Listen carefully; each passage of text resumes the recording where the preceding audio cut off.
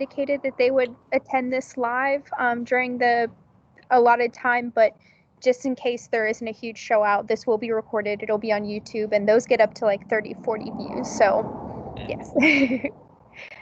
But we'll give them maybe like 2 more minutes to get on. Okay. Sounds like a plan.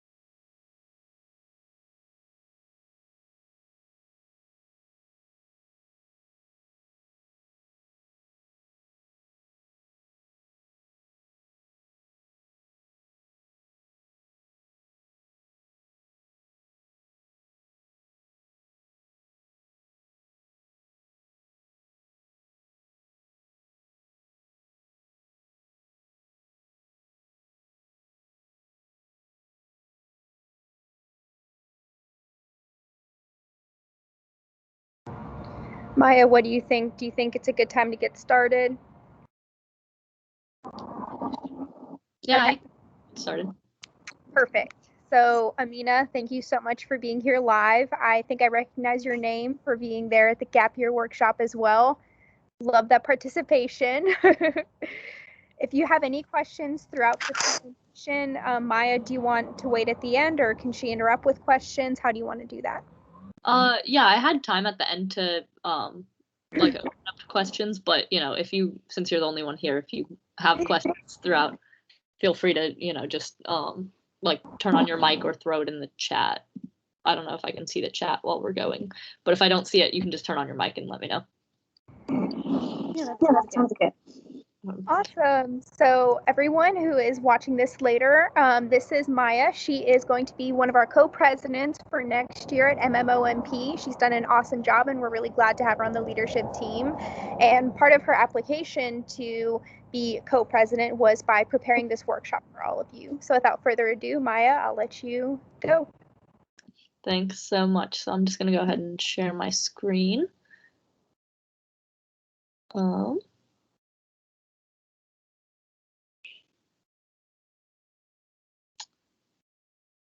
And okay.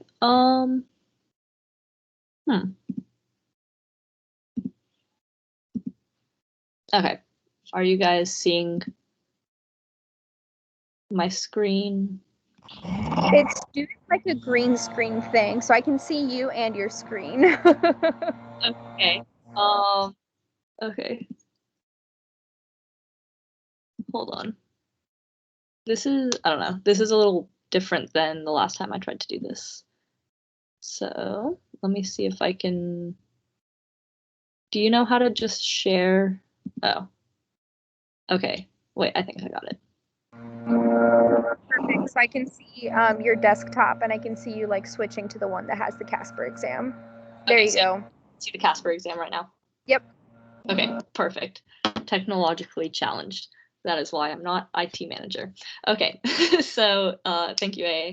So like she said, I'm Maya Mohana. I'm one of the new co-presidents. So today I'm going to be talking about the Casper exam, but to kind of, put it in perspective, I'm going to first do a little overview of the application process so that, you know where the Casper exam fits into all of that. And like I said, I'm going to open it up for questions at the end, but if anyone here has any questions, feel free to jump in.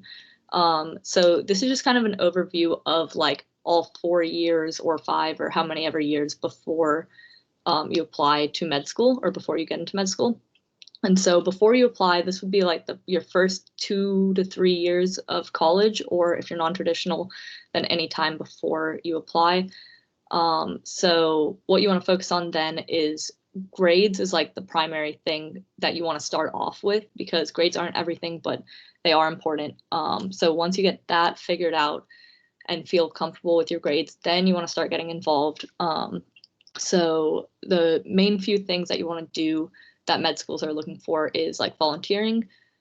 And hopefully that can lead into leadership eventually. And so you kind of want to pick things that you are like really passionate about, because the difference between just volunteering for something because you think that's what med schools want to see versus volunteering for something that you really are passionate about, that's going to make the difference in your interviews, and it's going to show a lot when you're talking about it in your application. So I say do what you love, both in like your volunteering and your research and all of that, but also, in like anything else. You can, if you are super into dancing or super into anything at all, you should do it, and it's going to look great on your application, even if it has nothing to do with clinical experience or anything like that, because that's what's going to make you stand out. So clinical experience is also very important, because med schools want to know that you know what being a doctor is and that you've had that experience. So that can be like shadowing or being like more hands-on, like a medical scribe, or like any kind of volunteerism that has patient experience. That all counts as clinical experience. So then the application process. So this, if you were going straight into med school after college with no gap years, you would be doing this the summer after your 3rd year of college. So it's a whole year before you go into med school. And so, if you're taking any gap years, you just move this a year down for every gap year that you take. So primary application, that opens up in May for you to start working on it, opens up at the end of May for you to submit, or like early June, depending on the year. And so that's for AMCAS. If you are doing a COMAS, then that opens up typically early May, and you can submit it as soon as you finish it. So for that, the main things that are super important, there's a lot of just, demographic info, stuff like that, background info, but the important things are your transcripts, your personal statement, your work and activities section, and your MCAT score. And the MCAT score, you just like put in, since it's the same like company that does the application process and the MCAT, it automatically populates for you. But you want to make sure that you take your MCAT on time. And the transcripts are important because AMCAS needs your transcripts for you to be able to, for them to be able to verify your application. And then the two that take the most work are the personal statement and the work and activities. So the personal statement is pretty much your story of why you want to be a doctor. And then the work and activities is pretty much like your resume. And so that's just like everything that you've ever done. So that's what I was talking about with like do what you love, because you're going to have 700 words for each work and activities to describe what you did. And then you're going to be able to pick 3 that are most meaningful for like to describe in more detail. So that's kind of your primary application. And then your secondary application, those kind of come out on a rolling basis. So whenever med schools get your application, your primary application, they typically start sending out secondaries. And so that's typically in June, July, sometimes August. I think MCG was like really late last year, and I think also this year. So I think they were one of the last ones. So sometimes they ask for extra info. I put LOEs here. That's letters of recommendation or like letters of evaluation, because it's technically on your primary application, but you can submit your primary application without your LOEs. So I put it on the secondary application because it's more in that timeline. You just have to submit it by the time you submit your secondary applications so that they can, for your application to be complete. And then there's a bunch of secondary essays, and this is around the time that you're going to be taking Casper. So this is more for you guys just to like look at. It's just an organization of like everything you will be, these are just like the general timelines for when you should be thinking about doing things. So I'm going to go over it real quick, but it's more for you guys just to have. So you want to be requesting LOEs and like studying for your MCAT / taking your MCAT somewhere around January, April. And then May is like the latest you want to take your MCAT. And that's when you want to be working on / submitting your primary application and requesting / submitting your transcripts. And then early June is when ideally you'll want to submit your application, but you can submit it anytime up until like October-ish, I think. But med school works on a rolling admissions basis, so you want to turn it in as soon as possible, just to give yourself the best chance. And so typically we suggest early June, mid-June, latest late June would be ideal. And this is all obviously an ideal schedule, not like a definitive schedule. You can still get into med school if you apply later than June. This is just like what you're shooting for. So as soon as you submit your primary application, you want to start drafting your secondaries, and there's databases online for that show like the past secondary essays. And so you can always just look at those and start drafting, and that way you can submit your secondaries as soon as you get them, or as early as possible. And then in June and July, that's when you start actually receiving secondaries, and this is about the time you want to start think about taking Casper, ideally before your secondaries start coming in, because there's normally a gap there. And then this, after you finish your after you start submitting your secondaries, that's when you can start doing interview prep, and then like large range September, April, all the way, to the end of the year, there's interviews, and that's when the decisions are released on a rolling basis. So Casper. So Casper is a situational judgment test, and so pretty much what that means is they give you situations, and you just have to say what you would do in that situation. And so it's required by some medical schools. MCG specifically requires it, and it's pretty much used to predict behavioral tendencies, like I have on the slide. So it's not really something that you study for, but there are ways to prepare for it. But it's been proven to be a pretty good test of like how ethical of a physician you will be and things like that. And we'll look a little bit further into that in a minute. Snapshot is a new thing, or it was new when I was applying last year, that they started because of COVID. So it's called a short video response tool. So it's pretty much like an interview situation, except you're just like given a prompt, and then you have like a minute to come up with a response, and then you record your response, and you submit that. And so some schools ask for that. Not everyone that asks for Casper asks for Snapshot. Like MCG did not when I was applying. I don't know if they are now, but that's something that you should just be aware of, because some schools might ask for it. And I just put the website of Casper down here in the corner. But you can just Google Casper exam and it'll come up. So this is a screenshot from the Casper website on like what Casper assesses for. So the two big ones here that they really stress is empathy and ethics, because these are kind of the two that are the most important as a physician, and that are also the hardest to balance with each other. Because so as a physician, you're going to see a lot of different people who are sick, and they might be sick because of choices that they've made, or because of life situations. And so you really need to be able to have a lot of empathy for them, because as a physician, you can't be judging people on, you know, whatever situation brought them to this point. So you want to be just caring for them. But at the same time, you want to be ethical. So for instance, in a situation, let's say, you know, let's say you're given a situation where someone cheated on an exam. Do you report them? So you want to show that you're empathetic. You don't want to just say, yes, of course I would report them. That's awful. But you also don't want to go too far on the empathy side and say, well, you know, they might have had a bad day, so I'm not going to report them. I'll let it slide this time, because that's not ethical.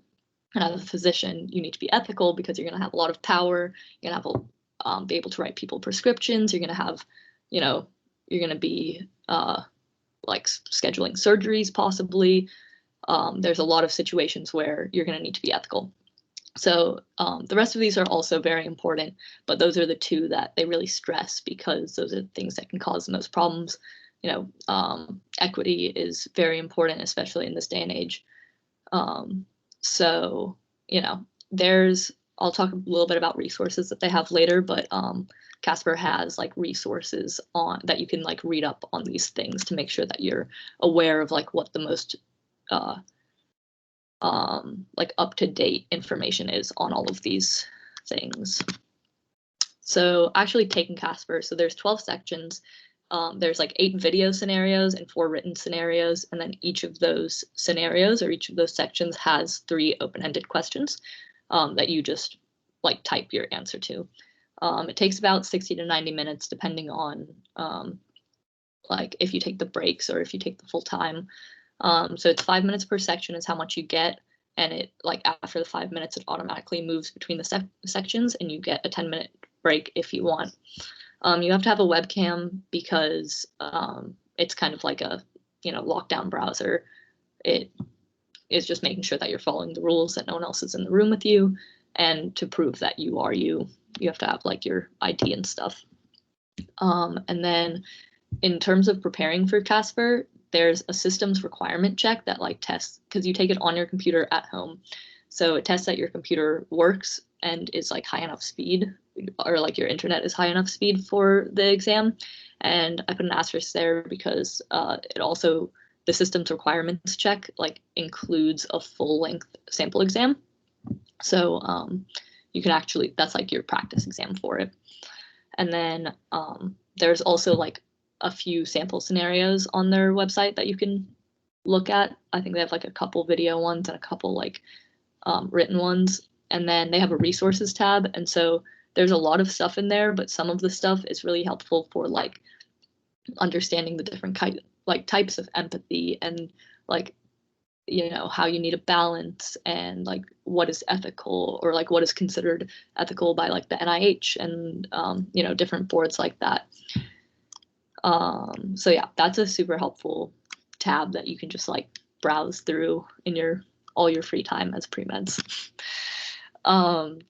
In terms of scoring, the score is sent automatically to the schools, so you have to like select the programs while you're like signing up for the exam. But I mean, you can go in after, so you just like make an account, decide what schools you want to send it to, take the exam, and then you can add schools later. And it's typically sent within 2 to 3 weeks, so you just want to make sure that you're like timing that with when everything else in your application will be done, because you don't want to be like done with everything else and then you take your Casper and then your like application's waiting on that, you know. So just keep that in mind. You want to take it like 2 to 3 weeks before you would have everything else done. So a good time to take it is like after you finish your primaries, before you get your secondaries is like the typical time that people take it. In terms of retaking it, so you don't get to see your score, except I have an asterisk there again because Casper's like kind of testing out. They're sending some schools are sending out the like your quartile, so you'll see you're in like the top 25th percentile or the like 50th percentile to like 50th to 75. But I didn't get to see my score. I think it's like very random on how they pick. I'm sure you can Google the most recent like schools that are doing that. And each time you take it, it's only valid for one admission cycle. So if you are a reapplicant, you'll have to retake it. And it's scored by humans. And so the humans, like the people aren't like all on like the Casper team, or like they're not all doctors. It's like a very random spread of people from various backgrounds. And so they're trained and everything on how to do it, but it's like people from all different walks of life. And so each rater scores one section, so that if like one person doesn't like agree with your line of thinking, it won't affect your score very much. And when you're writing out your sentences, like it doesn't have to be like paragraph form. You can write it however you want, as long as you get the thoughts across, and like there's no penalization for misspelling or anything like that. And just some tips on like how to do well on Casper. You should take the full time, because it's not really much time. It's only 5 minutes for 3 questions, including like reading the prompt and everything. So just like take your time with it. And you should read all 3 prompts before answering, because sometimes like you'll start writing an answer to one, and then you'll move on to the second one, and you'll realize like your answer for the first one worked better for the second or the third. So you should just read them all and then like think about it and then decide what you're going to say. And you want to try and answer all 3 prompts, because they're worth the same amount of points. And so what I was talking about, kind of balancing empathy and like the ethical decision. So you want to show that you can see every perspective in the situation, but ultimately you want to choose the ethical decision. And then I say they have like a great FAQs section. So I put the link there. But you can also just find it on their website. So I would take some time to read through that, because it really answers all of your questions, or like it has a lot of answers to a lot of questions. But I will take any questions that any of you have. And I also put my email on there. So if anyone watching this later or right now has any like questions that they think of later, or just in general, I want you all to have my email. And I'll be sending out like emails later. But for now, like if you think of anything, any like kind of workshops that you want to do, or that you'd like us to have, or anything like that, I want you all to have my email, and like feel free to email me. But yeah, does anyone have any questions about that, or about anything really?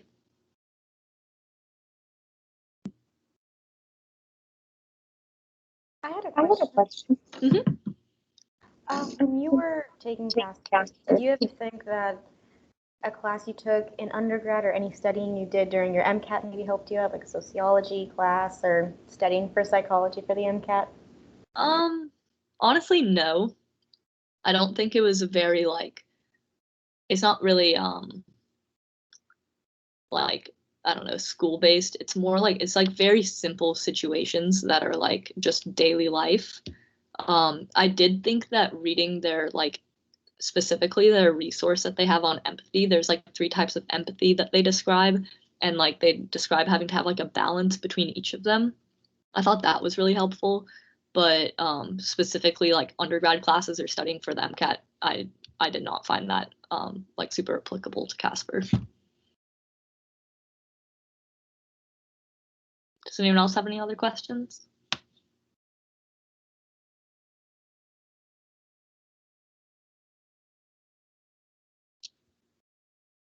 So much, Maya. That was such a good job. Thank you. Very informative. And if you want to, you already gave your email, so you don't need to put it in the chat. And if anybody has any questions, you're more than welcome to reach out to me or Maya or our other co-president, Hannah Myers. But if that's it, then we can leave it at that. Thank you again, and everyone have a good night. Thank you.